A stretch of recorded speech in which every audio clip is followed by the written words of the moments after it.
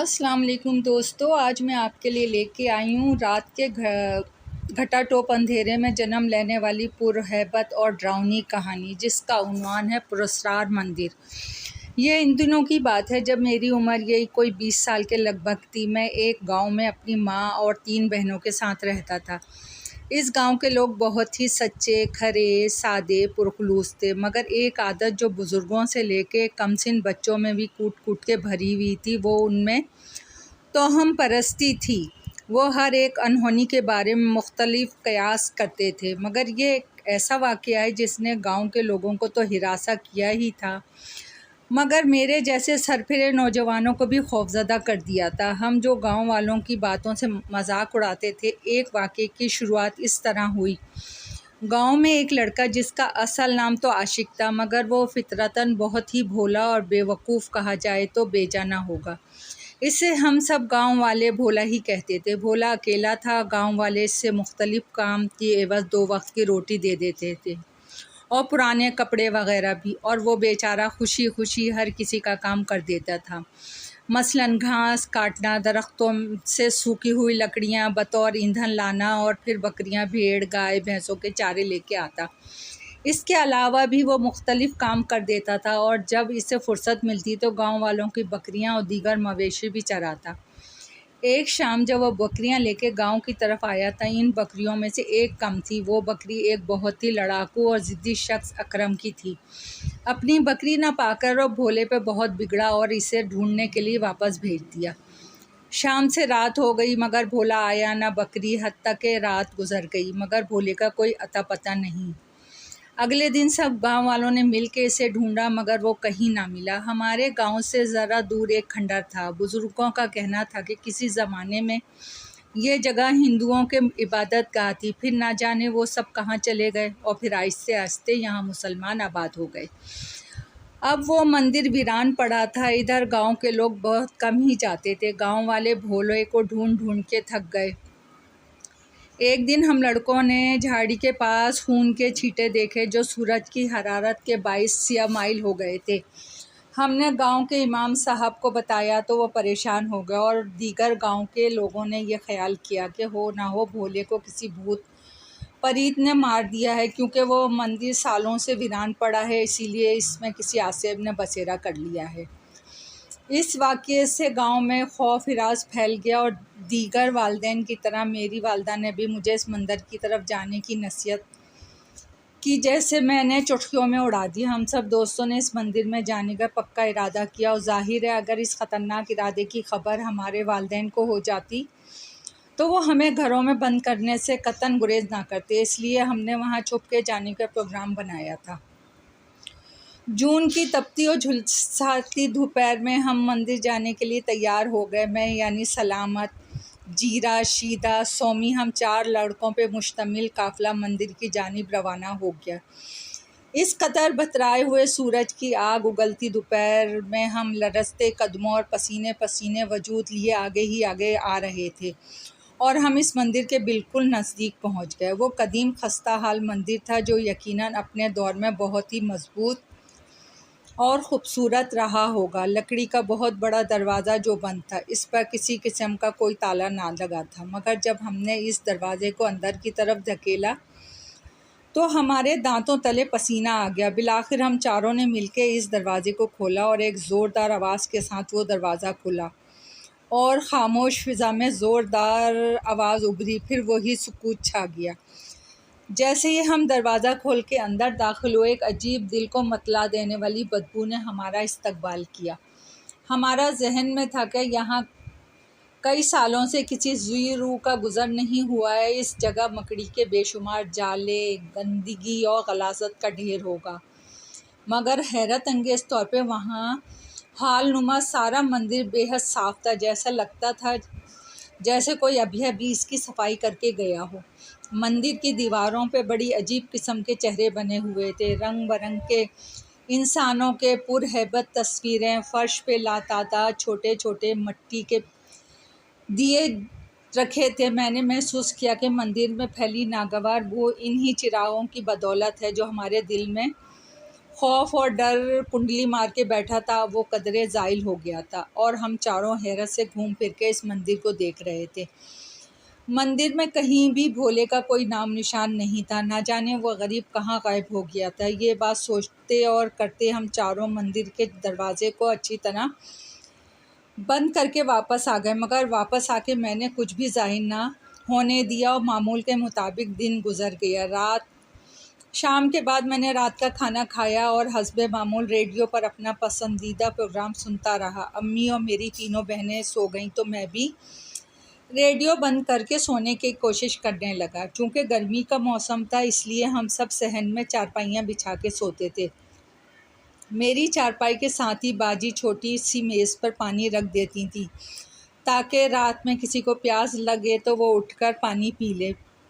पास ही मैंने अपना रेडियो भी रख दिया था। अभी मैंने दूसरी तरफ करवट ही ली थी कि रेडियो पूरी शिद्दत से ऑन हो गया। मैंने करंट खा के पीछे देखा और जल्दी से उठ कर इसे बंद कर दिया। मेरा दिल बुरी तरह धड़क रहा था। मैं फिर सोने के लिए लेट गया। लाशऊरी तौर पे मेरा ख्याल रेडियो ही में अटका हुआ था। अब बजे के तब बजे, मगर जब काफ़ी देर गुजर गई तो मुझे कदरे इत्मीनान हुआ और फिर मैं सोने की कोशिश करने लगा। अभी मुझ पर गुनूदगी तारी थी कि एक बार फिर रेडियो की आवाज़ अंधेरे और खामोशी में गूंज उठी। मैं छटपटा के उठ बैठा। डरते डरते एक बार फिर इसे बंद किया। मैं बुरी तरह काँप रहा था। मेरा रोम रोम लरस रहा था। हैरत अंगेज़ तौर पे मेरी अम्मी और बहनें गहरी नींद सो रही थी। हालांकि ज़रा सी खटक की आवाज़ पर मेरी अम्मी की आंखें खुल जाती थीं, तो रेडियो की फुल आवाज़ पर वो क्यों ना जागीं। सोचते उलझते मैं फिर सोने की कोशिश करने लगा, मगर अब मुझे ऐसा लग रहा था जैसे मेरे सिरहाने कोई बम रखा है, जो किसी भी लम्हे फट सकता है। फिर ना जाने कब मैं सो गया। नींद में भी मैं रेडियो बंद करता और फिर बज उठता। सुबह मेरी आँख इस वक्त खुली जब सूरज की आसमान पे राजधानी थी।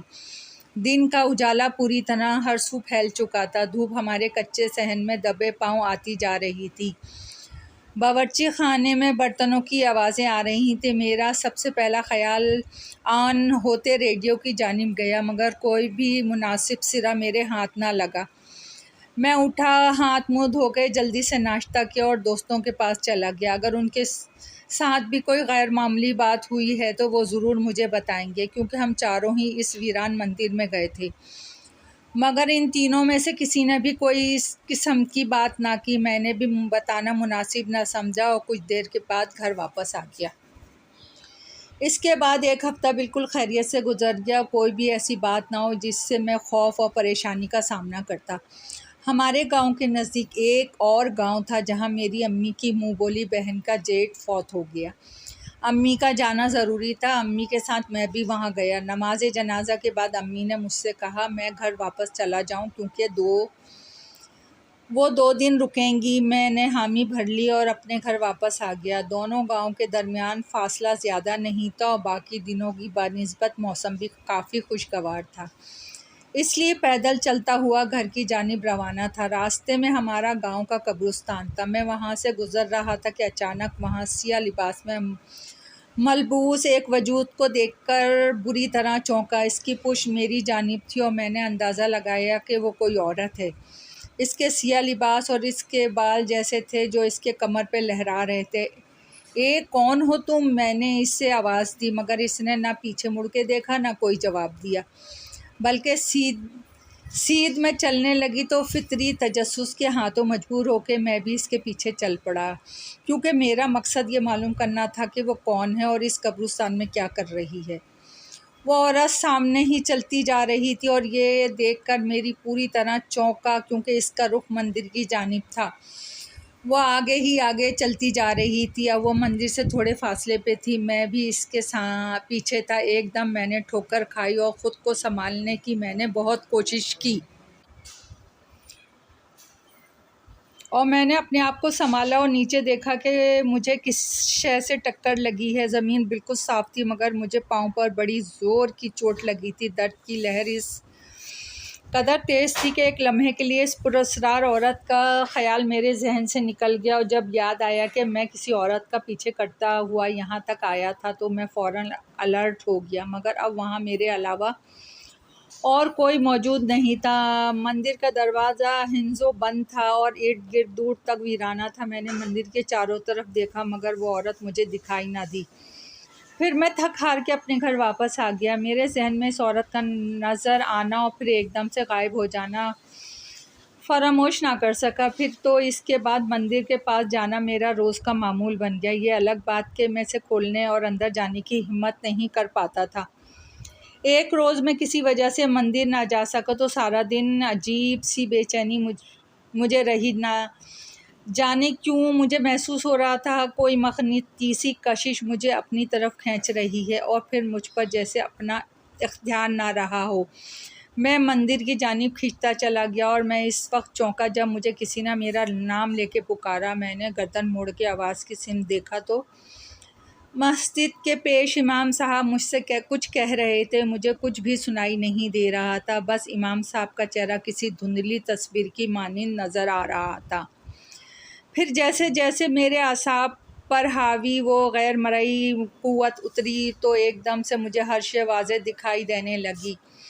मस्जिद के इमाम साहब परेशानी के आलम में मुझसे मेरी तबीयत का पूछ रहे थे। मैंने उन्हें मुतमईन किया और उनके साथ ही बातें करता हुआ वापस मुड़ गया। मगर जाते वक्त मैंने मंदिर पे नज़र डाली। अगले दिन का सूरज बहुत क़यामत ख़ेज़ साबित हुआ। मेरा दोस्त जीरा गायब हो गया था। भोले की तरह जीरा का भी कोई पता ना चल सका। इसके घर वाले और हम सब ने मिलकर इसे बहुत ढूंढा मगर भोले की तरह इसका भी कोई सुराग ना मिल सका।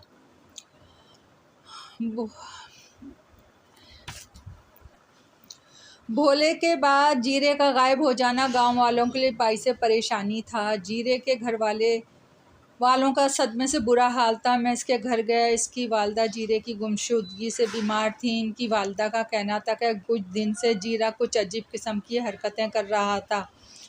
वो अक्सर खुद से ही बातें करता था। रात को बाज़ औक़ात पूरे घर में फिरता। गांव के कुछ लोगों ने बताया कि हमने कई बार जीरे को मंदिर के पास देखा है। हम इससे पूछते कि वो वहाँ क्यों जाता है मगर वो टाल देता। इस वाक़ये के बाद गांव में एक बार फिर खौफ, हिरास और तशवीश की लहर दौड़ गई। गांव की गलियों में आवारा फिरते बच्चे भी घरों में दुपक गए। गांव में काम करने वाले अफराद भी जल्दी अपना काम ख़त्म करते और जल्दी अपने घर को लौट आते। एक दोपहर खाना खा के मैं यूं ही घर से बाहर निकला। इस वक्त कड़कती दोपहर में कम लोग ही बाहर निकलते हैं। इस वक्त भी वीरानी सी थी। गांव से बाहर निकल के मैं आहिस्ता आहिस्ता चलता हुआ एक दरख्त के साए में खड़ा हो गया। जाने किस ख्याल के तहत मैं इस सिमत आ गया जहां मंदिर वाज़े नज़र आ रहा था। फिर मैंने इस तरफ एक शख्स को जाता हुआ देखा। बुरी तरह चौंक गया। भला इस वक्त इस कदर वीरान जगह पर कौन जा सकता है। मैं उलझे हुए इसे पहचानने की कोशिश करने लगा और ये अंदाज़ा लगा कि मैं बुरी तरह चौंका कि वो मेरा दोस्त सोमी था जो खरामा खरामा चलता मंदिर की नज़दीक पहुंचता जा रहा था। मैंने इसे पूरी शिद्दत से आवाज़ दी, सोमी सोमी, मगर वो इर्द गिर्द से बेनियाद मंदिर का दरवाज़ा खोल चुका था। दोस्तों, अभी कहानी जारी है। पसंद आए तो लाइक और सब्सक्राइब कीजिएगा। अल्लाह हाफिज़।